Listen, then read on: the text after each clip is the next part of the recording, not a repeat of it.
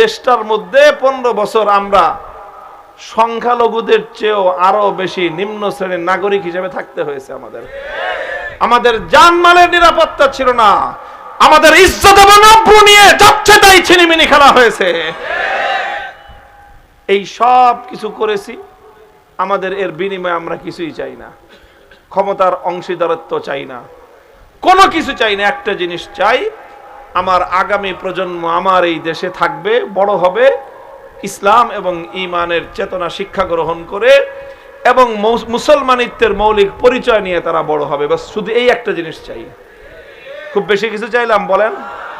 আমরা যেটা চাই সেটা শুধু আমাদের জন্য না, জাতির ভবিষ্যতের জন্য চাই। আমরা যেটা চেয়েছি আমাদের জন্য নয়, এই দেশের আগামী ভবিষ্যৎ নিরাপত্তার জন্য চেয়েছি। একটা কথা মনে রাখবেন, এই বাংলাদেশের ইতিহাস এবং ইসলাম এক সূত্রে গাঁথা। তসবির দানা যেরকম একদিকে গিট্টু লাগানো থাকে, একটা গিট্টু খুলে গেলে শুধু কি শেষ দানাটাই পড়বে? সবগুলো পড়বে। বাংলাদেশের স্বাধীনতা, বাংলাদেশের সম্মান, বাংলাদেশের উন্নতি, বাংলাদেশের অস্তিত্ব, এটা দাঁড়িয়ে আছে ইসলামের পরিচয়ের উপর।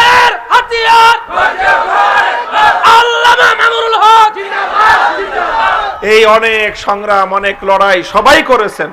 আমি কারো ত্যাগকে, কারো কোরবানিকে, কারো এখানের অংশগ্রহণকে আমি ছোট করতে চাই না। সরকারি দলের বিএনপির নেতাকর্মীরা, মাঠ পর্যায়ের নেতাকর্মীরা অমানবেতর জীবনযাপন করেছে। 15টা বছর অনেক আছে এরকম একটা দিনের জন্য নিশ্চিন্তে বাড়িতে ঘুমাইতে পারে নাই।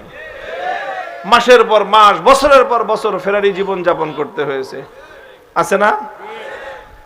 তারা এরকম ত্যাগ কোরবানি স্বীকার করেছে, অন্যান্য দলের নেতাকর্মীরা ত্যাগ কোরবানি স্বীকার করেছে।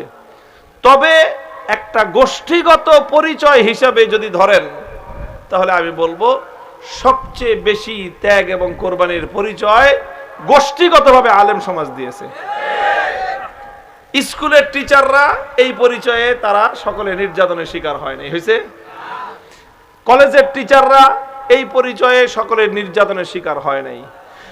ইউনিভার্সিটির ছাত্ররা ইউনিভার্সিটির ছাত্র হিসেবে জুলুম নির্যাতনের শিকার হয় নাই। অন্য কোন গোষ্ঠী গোষ্ঠীগত পরিচয়ের কারণে বিগত সময়ে নিগৃহীত হয় নাই, নির্যাতন হয় নাই। কিন্তু আমরা টুপি পরার কারণে আমরা নির্যাতন এবং নিগ্রহের শিকার হয়েছি।